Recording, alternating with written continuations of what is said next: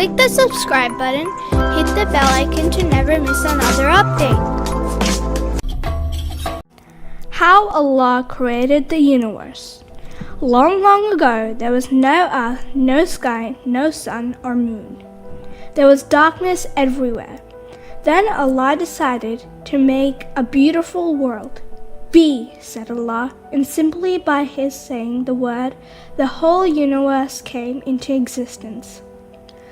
Allah created the beautiful universe full of galaxies, planets, the sun, the moon, and stars, all moving in harmony, all glorifying and praising Him. Allah just said the words, and there was the earth and the sky. There was a bright sun, the shining moon, and twinkling stars. Then came the dry land and the oceans. By just saying the words, Allah made them all. Allah made the large oceans and the big seas, which cover the earth with water and form into deep lakes and long rivers. Allah made the sea monsters and all the fishes, big and small. Allah made lovely flowers. He made all things large and tiny. Allah made juicy fruits, mangoes, oranges and cherries, crunchy apples, sweet grapes, and soft bananas. Where did the fruits come from?